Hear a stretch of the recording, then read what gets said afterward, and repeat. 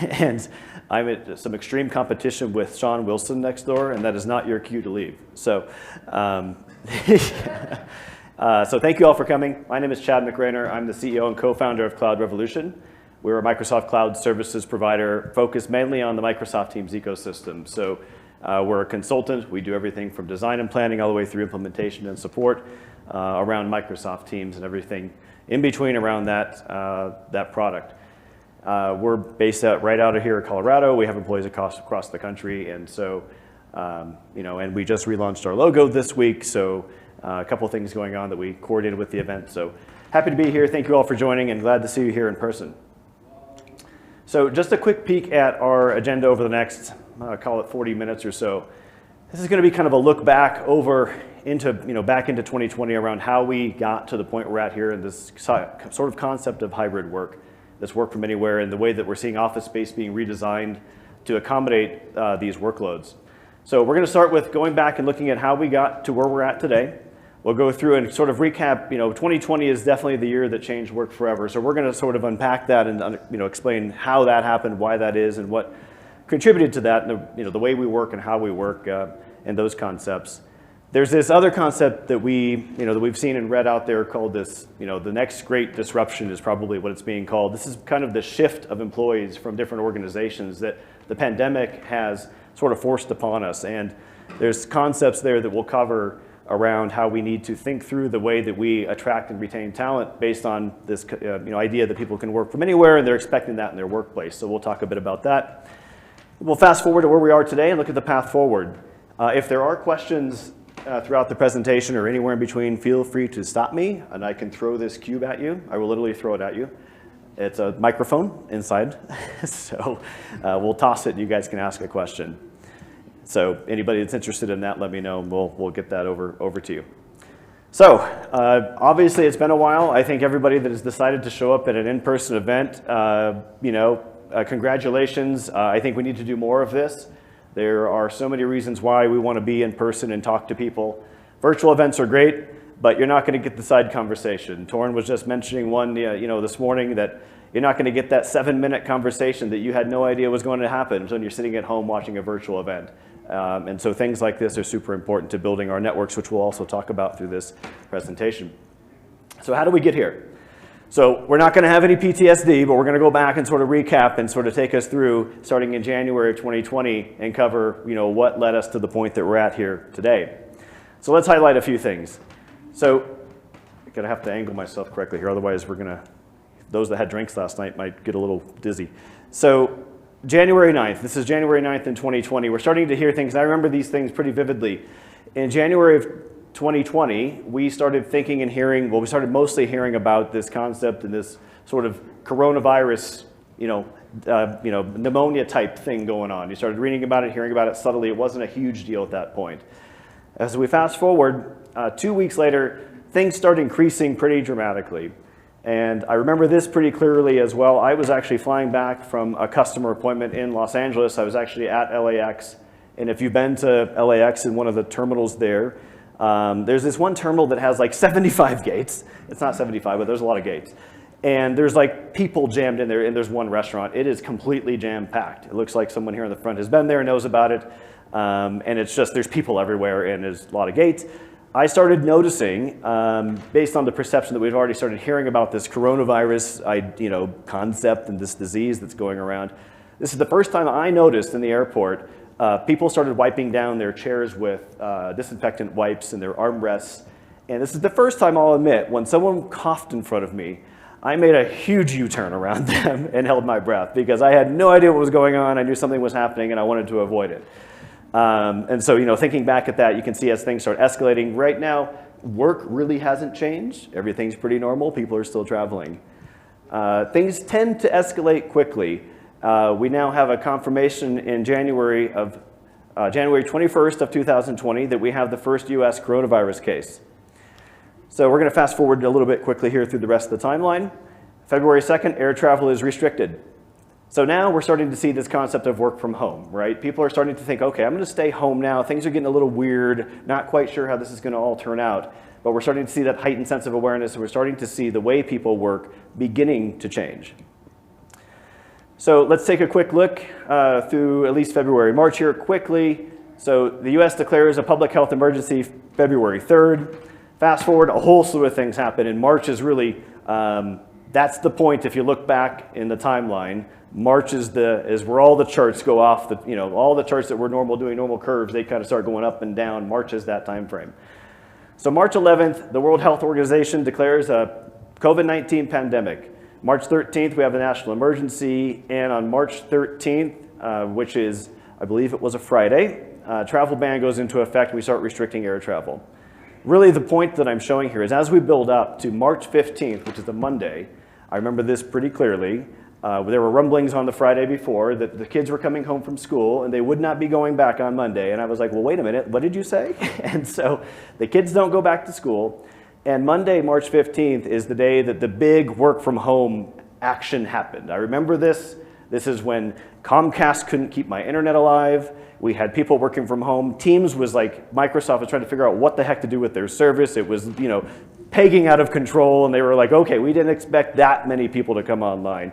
This happens on the 15th. And so as we look at, the March 15th, which is that Monday, this is where we start seeing that shift to the new way of people working.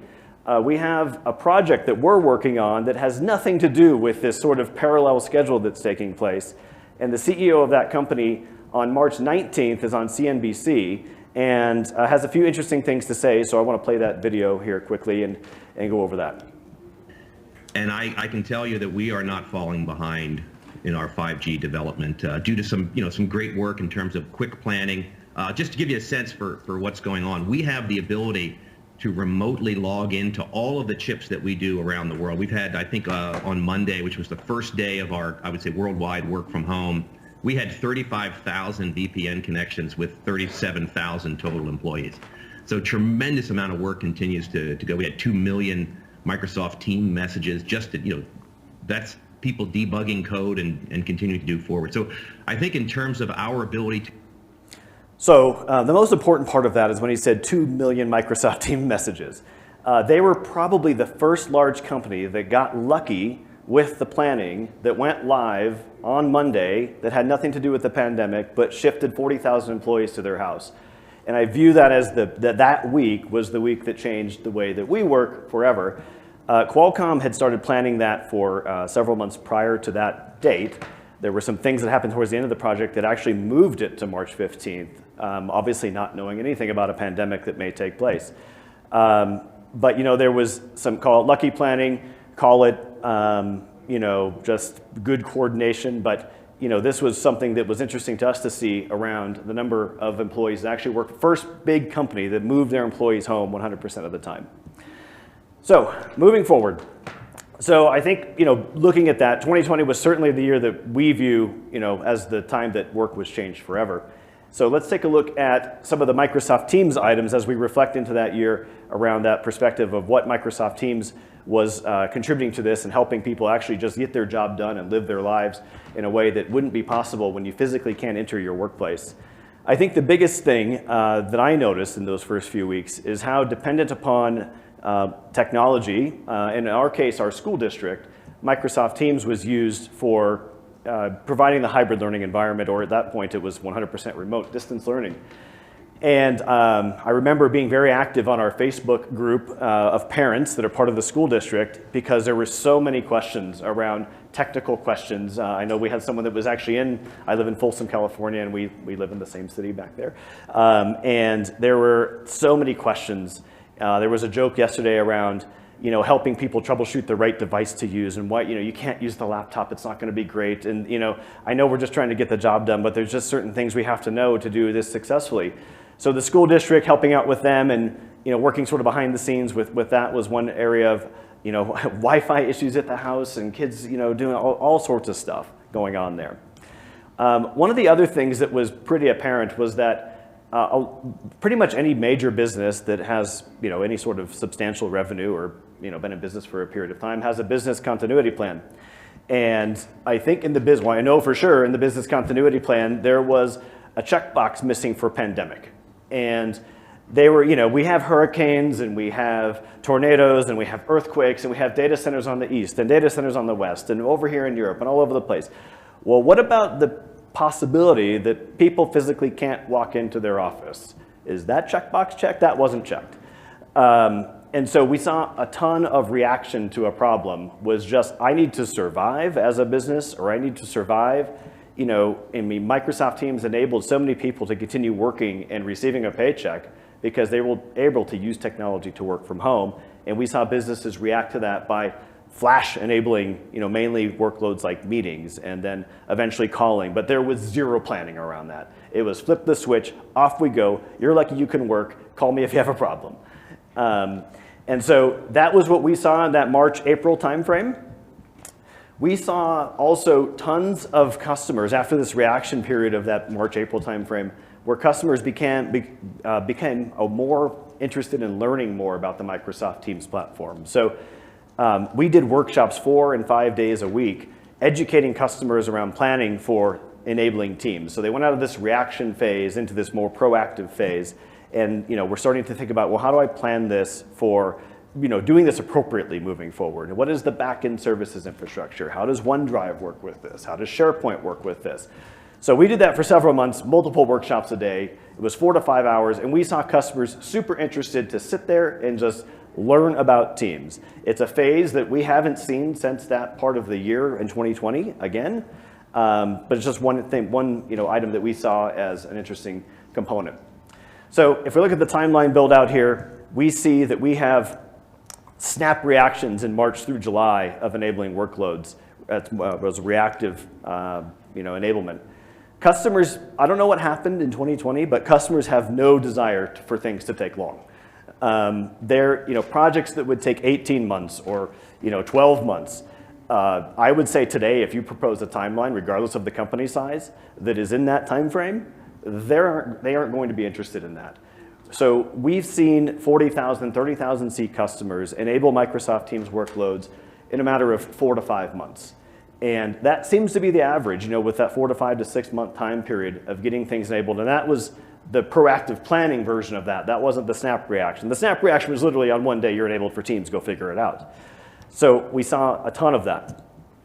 So as we fast forward towards the end of last year, which literally feels like 7 years ago, we started to see this transition. So much more planning. We started to see customers more interested in Skype Online was another issue that was coming up. Skype Online was being retired at that time it was going to be retired in July of this year, which it was retired in July of this year. So customers that had users that were using Skype Online to operate their business started to begin that planning phase of shifting off of that over to Microsoft Teams. And earlier this spring, we moved over a 40,000 seat organization for Microsoft Teams phone system from Skype Online because of those impending events that were heading towards them. And it was a shift to a proactive phase is what we noticed. As we look more recently, and this is sort of building up to kind of this new way of work, we're starting to see a lot of customers interested in the redesign of their meeting room and their office space, right? The idea of a floor full of cubicles with people working sort of really close to each other, I think that sort of idea is going to shift, and we're starting to see it definitely shift moving forward. We want, when people go into the workplace, they want to have an area where they can go into a huddle room or they can walk into a conference room, and there may be 7 or 8 people in the room and there may be 12 people remote, but there needs to be a productive meeting happening in those environments. So, and Microsoft people in the room are clapping. So you're going to love the rest of the presentation. And so then phone system was another component. So meetings was definitely first. That was the, let's just get meetings going. Phone system was, the next major workload that we saw shift over. More recently, within the last 5 months, 4 months, and this is something that I have, rarely seen in the past, is contact center. And this isn't just contact center in the sense of let's put 12 people on a help desk and move them over. This is Cisco contact center moving over to Teams. And when we see that, there's definitely a shift happening because that was something that never happened before. It was always move the workloads, move the meetings, move the phone system, don't touch my contact center. And now it's, okay, we're done with phone system, let's move the contact center. And so that's, an item that I have not seen in the history of Microsoft phone system solutions. I have not seen contact center shift the way that we're starting to see that now. Even to the point where we've developed a practice and specialty around focusing on contact center and consulting and implementation. So, and mainly, I'll say this, pretty clearly, the transitions we're seeing, I think if we rank them from manufacturers, like where are they coming from? The source, product is mainly a Cisco solution. We are seeing so many Cisco solutions shift to Teams, and contact center solutions from a Cisco perspective shift to Microsoft Teams. I think there's some reasons for that we'll cover here in a moment. Okay, so I think we agree now that we had some things happen in 2020 that forced us to think about the way we work in a little bit different perspective, and that took us to this next great disruption. People started learning and thinking to work in a different way, which resulted in all sorts of different things happening in the industry. So let's take a look at some of the data. So as we look at some of the charts here, really what we're looking at here is due to these events. This was a research study that happened and took place earlier here in 2021, is that we see that there are 66% of leaders say that they are considering redesigning their office space for hybrid work. There's reasons for this, not just the pandemic. But the pandemic caused a lot of this, but there's not just reasons for the redesign in that regard. 73% of employees want flexible or remote options to stay. So when you ask somebody, how do you prefer to work? Well, I like the option to be able to work from home, and I like the option to still go in the office because I still like to see physical people. But think about a company that says that policy isn't going to be mine. We're not going to do that. I think as someone who's looking for a job or wanting to retain talent, I think it's not a great decision based on this data because they're going to choose to go somewhere else. So let's take a look at another piece of data here. So preference, virtual versus in-person. So around 8,000 people were asked across 10 countries about their current preference. If given the choice, would you prefer to work virtually or in person? Just orient yourself really quickly with the chart over here. So these are the countries flipping across the top. You can see here that we have the dark blue is only in-person preference, hybrid is the middle, the light blue over here is only virtual, and we have the industries down along the left side here. This is the Qualtrics research survey.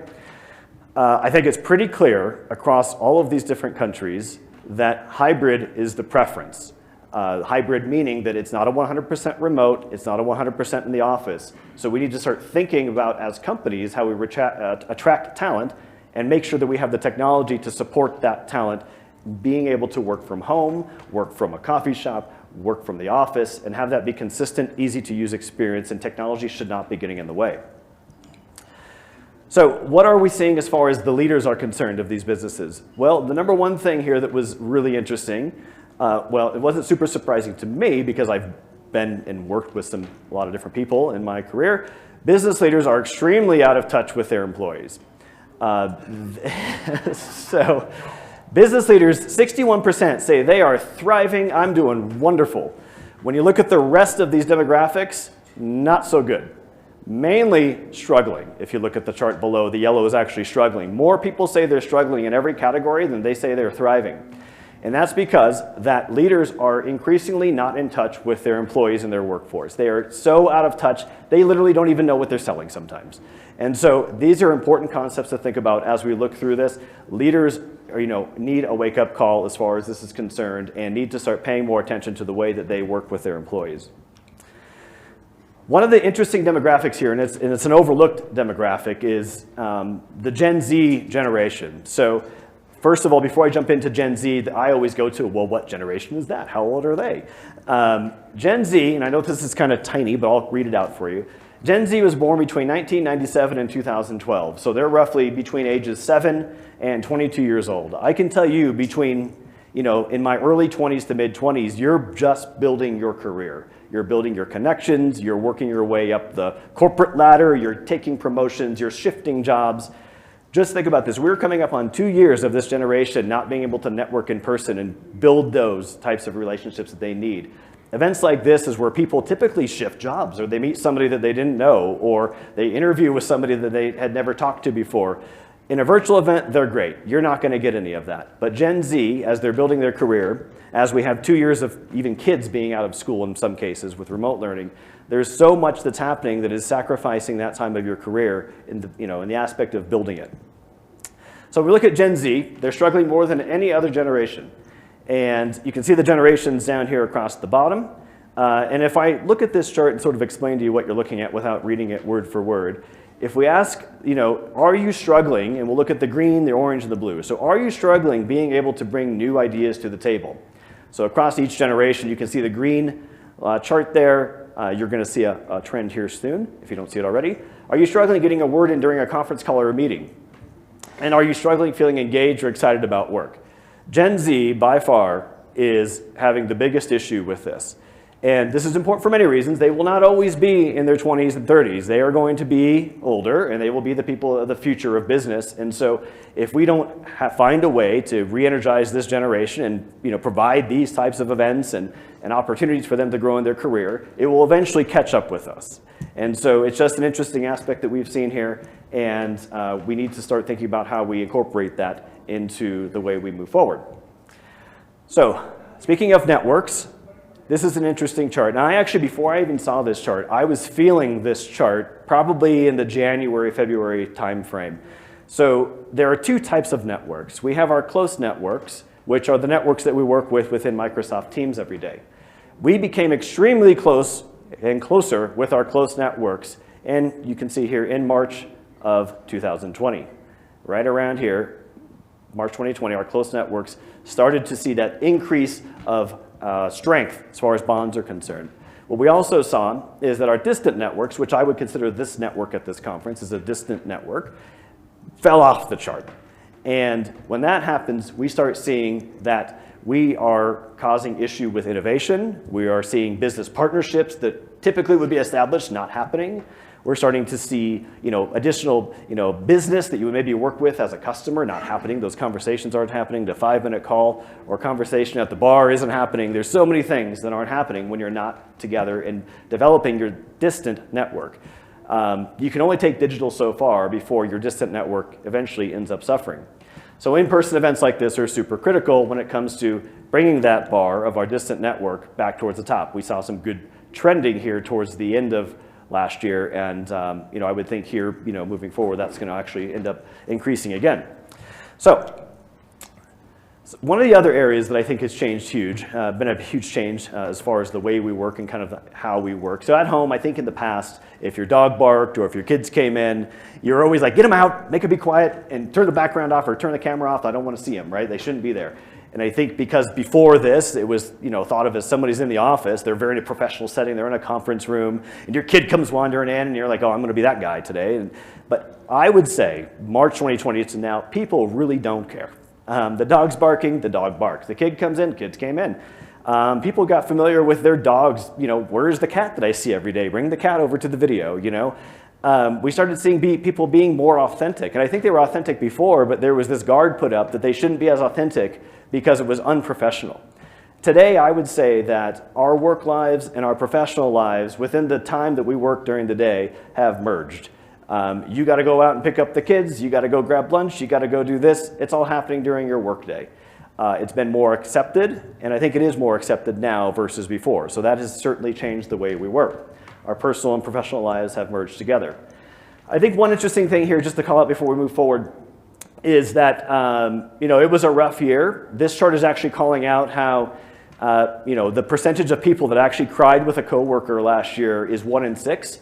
And across these different segments of industry, you can see that it's roughly a quarter where your networks at work actually became more personal to you. So interesting things there to call out, but I think authenticity moving forward is one additional aspect that we've gained from the pandemic. So the pandemic was bad, but there's good things that have come from it that if we would not have had a pandemic, we would not have these things.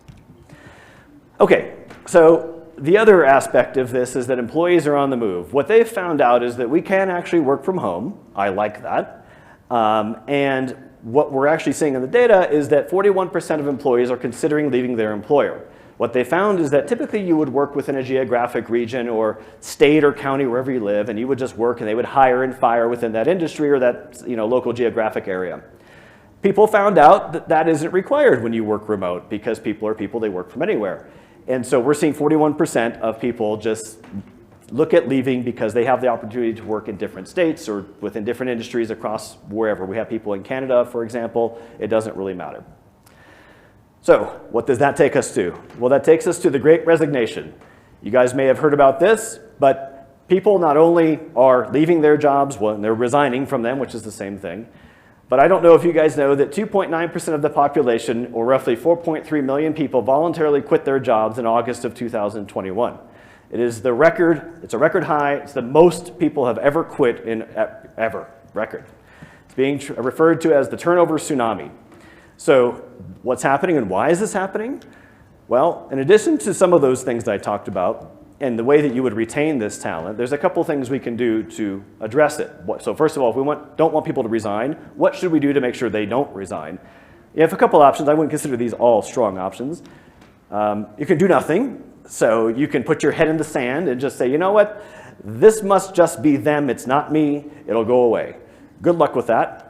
You can get into a salary arms race. And so you can just start paying people way more money. And you're not going to make any money as a business. It's just numbers are numbers. It's just the way it is. What I would suggest is that we double down on building a culture that attracts and keeps the best people. So what that means is people expect certain things when they're looking to move to different companies. Well, what are those things? Well, at the human workplace, people that actually are here with us in real time, and thinking back of some of the ways that we have, I would call it legacy way of thinking, of in person every day, that's the way we go and that's the way we work, that will not be successful moving forward. People want to feel appreciated. I think that's obvious, but I think that's also an issue because I don't think there's enough public appreciation for people as they do work. It's expected, and it's sort of this old mentality. You work hard, that's just the way it is, and you don't need to always be appreciated. Be genuine. I think this also sounds simple, but too many times, even the most successful managers aren't genuine. You feel like they're saying something because it needs to be said versus being said because it should be said. And so those are some items that I consider important. Another item is being intentional. So for example, we had someone start this week in the room, won't call him out to embarrass him. But we wanted to make sure that the first time we meet with him starting, wasn't wandering around the conference hall yesterday, hey, look there's the new guy who just started. We intentionally set time aside to meet with that person on Sunday evening for 15 minutes and just talk to them because it's like getting a new boss. I don't know if, he's not here. It's like getting a new boss. I'm looking for someone else, but you just outed yourself. Someone got a new boss while they were on vacation. I heard this story the other day. And he got the email, got a new boss. Oh, cool, that's interesting. But should know about that before I left, but that would have been great. But when he got back, he had not received the phone call from that new boss on the first day of work. And I don't know how obvious this is, but if you are the new manager of somebody, you probably should make sure you make it intentional to talk to your team the first day. Otherwise, I get it, people are busy, but I mean, what's it take, 5 minutes? I mean, just hello, I don't have a ton of time, want to introduce myself, we'll have time to catch up later. I mean, simple things. So show appreciation. The other piece is empathy. I think, with this is, and that's different from sympathy, right? Sympathy is, a little bit different, but understanding that people have challenges and understanding how to relate to them differently and understand that those can actually impact the way they work is huge. Another one here, no one is invincible. Everyone wants to show they're strong and they got it together. Your manager isn't invincible, even though they may look that way, or your coworkers, they're not invincible. And you should actually start showing that you're not invincible. It's helpful to help other people understand that nobody's perfect. You should empower your employees. This is one that's been around for a while, but you need to make sure that your employees know that they can make decisions on their own and you not be in the way. That's a huge one for me. I purposely step away from things. We talked about this last night. I've watched a talk by Juliet Funt, if you haven't seen it. It's called Decrapify Your Life. And it's all about, you don't have time in your day because you choose to not have time in your day. So you need to make sure that you choose to have time in your day to do the things you need to do. And you need to start creating a hybrid work environment. So with that, let me jump in a quick forward here and let's talk about that a bit. So where we are today, our perspective as a consultant and a consulting organization that talks to thousands of end users and customers and have tremendous insight. Customers are continuing to call these or move to these other workloads. PBXs, old school telephony systems, they're being replaced very quickly, more quicker than I've ever seen. Increased demand for hybrid workspaces. We're building to the hybrid workspace piece here on the Microsoft Teams rooms. This is huge. I think this is the biggest thing that we're going to see moving forward. And I mentioned already contact center. Contact center is just one of those things I mentioned before we're going to see much more of. So let's take a look at what Microsoft envisions this path forward. This is a video of Microsoft's Silicon Valley campus and how they've brought people back to work in this hybrid work format.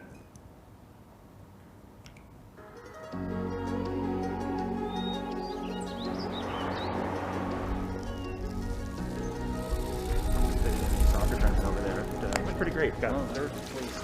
How was that yoga class you took yesterday?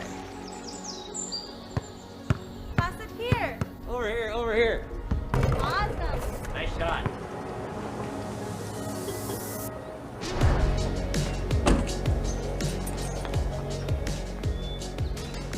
Hey, I'm excited to try the rice bowl today.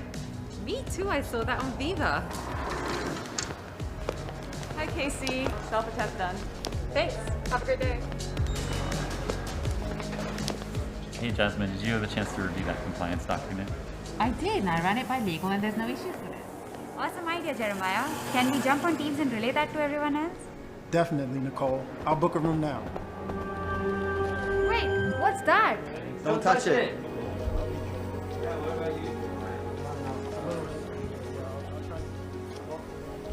Oh wow, that's so cool. I need to take this next call from the focus room. It's called a screen time, people. And the interpreter stays on screen here. I love it. You're always thinking 2 steps ahead. Okay, folks. How can we really make an impact? Well, as Code Camp I volunteer at, we set up a loaner pool of Surface devices, so if you didn't Very good drone flyer. Yeah. What have you been working on? You know there's this new feature coming up for Teams? All right, Ash, keep this quiet, but next month we'll release it. All right, everyone, let's get started. Welcome all here, at home, and tuning in from different time zones. A little disappointed Trip isn't joining us today, Jim. Oh, you're right. Let me go get him.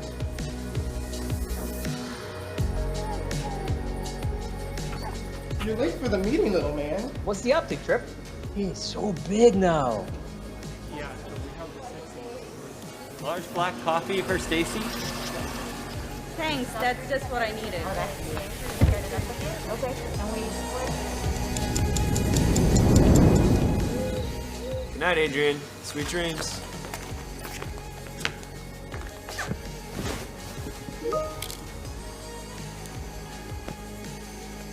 Welcome everyone here, at home, and tuning in later from different time zones. So I thought that was a great video to sort of articulate everything that we've talked about, right? You see the dog come in, you see the person working from home, you see people in the office, you see that flexible work environment. Microsoft does a great job of always sort of thinking about the future and making really cool videos. My first thought was, how do you fly a drone like that, like this person said here? But it gives you sort of, the concept we've talked about, shows that in a video form. So I thought that would be helpful to see. For anyone that's thinking about what does that future look like, I think that's a good representation of what it does look like. Okay, so moving forward here. So what do we need to do? We need to create plans that power people for extreme flexibility. I think we got that, we understand that.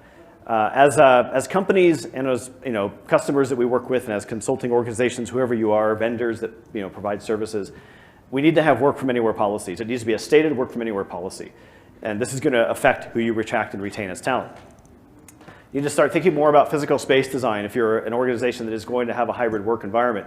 What that design looks like, how do people join quickly into meeting rooms and jump out of huddle rooms and work in an environment that's going to be different. The biggest thing here is the Microsoft Teams component, and really when I say technology, I'm talking about Microsoft Teams. Technology that allows a work from anywhere model. Too many times we have technology that is too difficult to use, it requires a VPN, or you can't work from home, or your contact center doesn't work, or it's multiple types of technology combined together that makes it frustrating for users. This can't be the case moving forward. You can't have a mishmash of all these different technologies that are fighting over trying to, how they work with audio devices and video and camera. It's got to be a platform like Teams that allows that to be simple. Okay. So, diving a bit deeper, what needs to be done? We need to start investing in space and technology to bring the physical and digital worlds together. Design for the room, not the people. Before you walk into a conference room, you can all see it. There's a long table down the middle, there's a TV at the end, there's a projector hanging from the ceiling, there's a microphone that's way too far away from you, and the conference call usually doesn't start until 25 minutes after it was supposed to start.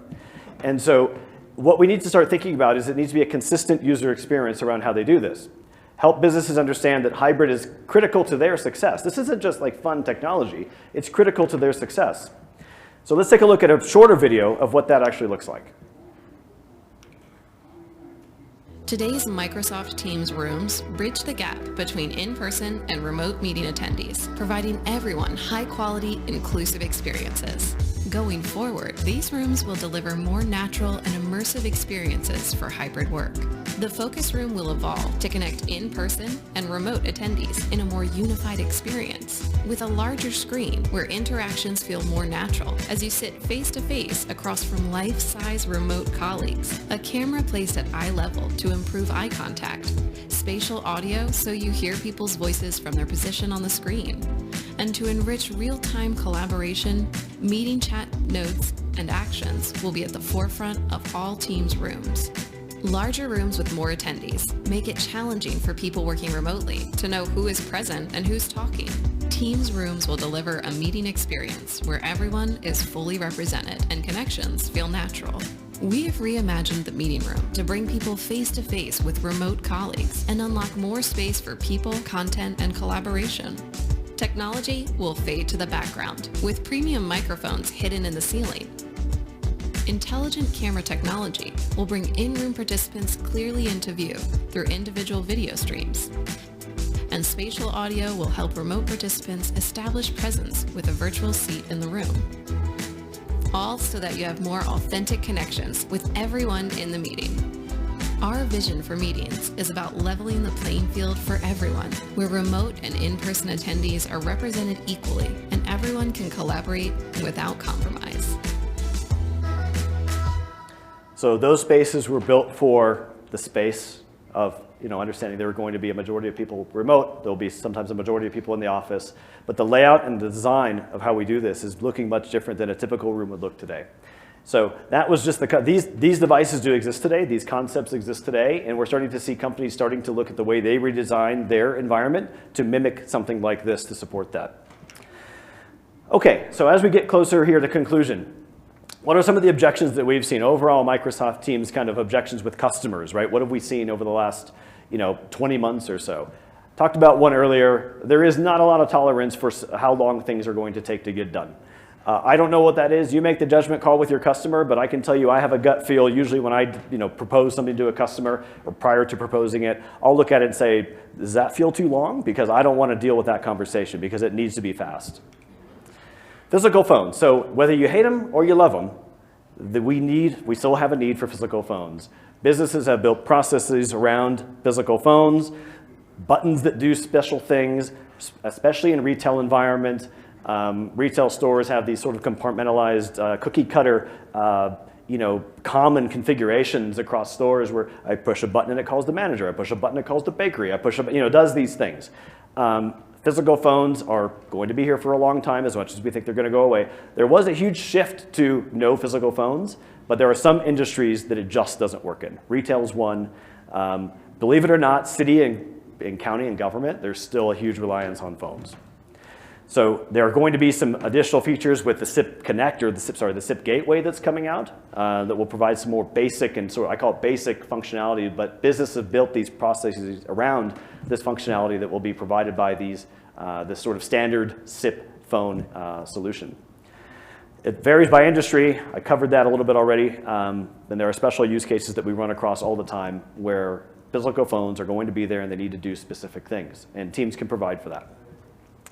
One that came up that has been solved recently is this concept of survivability. It used to come up every now and then, but it's coming up more frequently. We can now provide survivability if there's a service outage or an internet outage, where you can have survivability within Microsoft Teams with a survivable branch appliance, where you can make and receive phone calls if you end up being an island as an organization when you're in the office. So that is one that we've seen.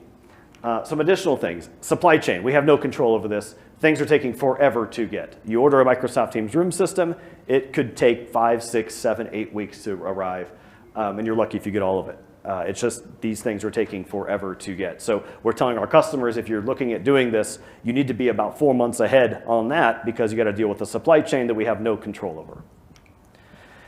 Okay, in conclusion. So I think the choices our leaders make in this next phase of hybrid work are going to impact the organization's ability to compete and retain its best talent. That's probably the main component I want to drive home here, is that that's a huge item that we need to ensure that we're covering. one of these things, I don't think we all would have selected to have a pandemic and then do all these things that we don't like and work from home and not go to all these things. But there have been a lot of positive things that come of it. And I think this is sort of the concept that I call embracing the discomfort of something new. Anything that feels new is uncomfortable, and I usually describe that as it feels uncomfortable because you've never done it before. Once you do it, you become really comfortable doing it. I can even relate this to like simple plumbing tasks in the house, right? It seems like you need to study for hours to figure out what to do. After you do it, you could do it 75 times and it takes 10 minutes. But it's the same thing with the way you work and encouraging people to take advantage and push through change. It's a good thing. Change is certainly difficult. So looking at a quote from Yale, according to Yale research study, humans only learn when there is uncertainty. This means if you're not in a new or an unfamiliar situation, you are not utilizing a unique part of your brain called the learning center of your brain. So every time you feel that feeling of, this is going to be hard, I feel like it's going to take me a long time, I don't really even know where to start, it's like opening up a new Word document and it's just the blank screen. And you're like, man, this is going to take forever.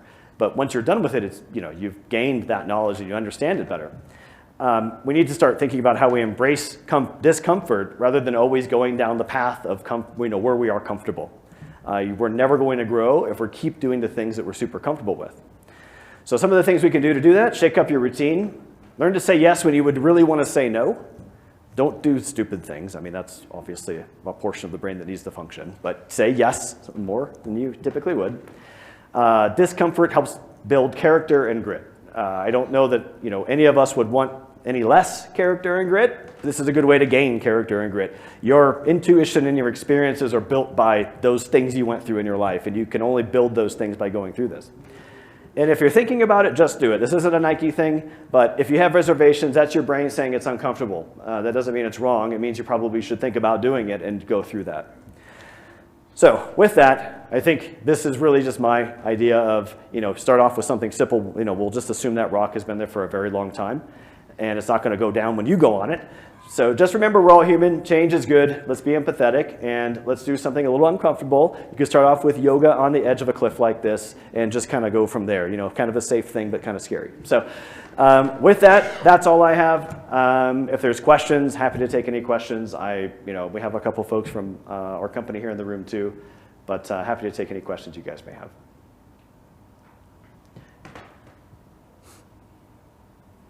And I'll just go through the sponsor slide while you're thinking of questions. If you don't have any, I did a great job. So thanks to the sponsors. Cool. Yeah. So have a great rest of the day. Yeah. Aaron, how that works? I got to throw you the cube though. Hold on, or they're gonna scream at me. So let's here we go. Oh yeah, that's the caffeine. So what trend are you actually seeing in terms of customers redesigning rooms, rather than just rebuilding those rooms in the existing spaces? So Microsoft Teams Rooms as a component forces that rethinking of the room. So they have a legacy room that has equipment in it. By the way that the Teams rooms have been created, forces them to rethink about the way the room is implemented. So because of the way that you can have the screens and the projection and the audio devices, I think it's inherently becoming this checkbox of a redesign process of, we're going to do something new with this room. We're not going to just simply take down the display and put a new display in the spot. Maybe we should look at reorganizing the furniture. Maybe we should take that, piece of equipment or furniture that's underneath the TV out or move it. I mean, there's just this force of Microsoft Teams Rooms, as an upgrade or a refresh, is forcing that thought process around how we do it differently. It looks like you were going to pay me for that too. You have money? I see that. One. And in terms of sort of how customers are accepting this, right? Are you seeing they're sort of taking it up, or are they fighting it still? So they are taking it up, and I think they're taking it up because they're being forced to take it up, which, if we didn't have a pandemic, I don't think we would have a lot of refreshing or implementation of meeting room environments. So I think what I would say is so let's just say there was no pandemic. I think we would have tons of resistance. You're trying to sell me some new Microsoft Teams Room stuff and all this equipment. I'm not buying all that. My stuff works fine. It might not be great, but it works fine. But now, because of that, what happened is everybody, when they were home, enabled all these workloads. People for the first time are coming to the office after 20 months, and they're like, I got to join a meeting. Well, what's this thing? Like, I can't join it. And so now there's like some urgency to get the rooms upgraded to the point that supports the technology that has been rolled out sort of behind the physical office's back. Chad, thanks for the talk. Really informative, especially the study. In terms of the redesign of the rooms, what component are we seeing your clients, customers, stop at? Is it the hidden microphones in the room, in the ceiling? Is it the speaker system? Is it the projectors in the ceiling? What you mean like objections around like when we put a design together? What are the things that they say? I'm not so sure about this. More of like where they're like, I love everything, but I will not pay for this one component. I would say some of like so I would think of this in like the concept of car trims, right? You can get you have the little one, the one that nobody wants. You got the one in the middle that looks good. You got the one that's the high end, that's too much money, right? And I would rather go in the middle. I think the things that we see are the really fancy ceiling mic tiles are like nice to haves because you can have things on a table that do the job. But you put something in the ceiling and they cost a couple $1,000s. They're like, it would be nice, but this will work just fine. And it really depends on the budget in the company and how, I guess, aesthetically pleasing they want the room to be. I would say ceiling mics. Displays, display sizes, they've come down in cost quite a bit. So display sizes aren't typically a thing. I would say some of the premium devices like the audio components of the room would probably be or if it happens to start bordering that customization. So say this was a training room in a company. You're not going to kit an MTR for this. You're going to have to start with an MTR, but that can be extended to encoder decoders and special cameras set up for a room like this where you can extend that using MTR, still use the MTR control, but that could be extended. And so those are some decisions that we've seen customers make. Awesome. Follow-up would be, you mentioned there's a big disconnect between leadership, CEOs, and their employees. I, first of all, laughed at that because it's so true. In the small to medium-sized enterprise companies that are, approving these purchases, what's your talking point to get around that purchase price, for the end user at home and the equipment? It's typically, there's a couple things we can say that typically move outside of the technology space. And it really is the question that I ask is, let's just say your employees are now just coming back on Monday, right? Let's just say they have not been back, they're coming back on Monday, and you have not done anything. What are you going to tell them to do when they need to join a meeting? Like, what is your plan? How are you going to do that? Do you have a plan? Because is the benefit of not having a plan versus paying to upgrade the room worth it to you? Because you're not going to have a meeting space for them. This isn't going to work. So typically we'll kind of turn the question back onto them on how they plan on solving the problem that they're asking us that they don't want to pay for, right? And I typically go around the route of like, well, what would you suggest? Like, what do you want to do? And they're, not pay for it and not have a meeting room, that's your choice. And that's typically the way that we handle it. I really want to throw the cube again, so that's Cool. Okay. Well, thank you guys all again for coming. Appreciate you sticking here and not going to Sean's session. I'll tell him that. And have a great day.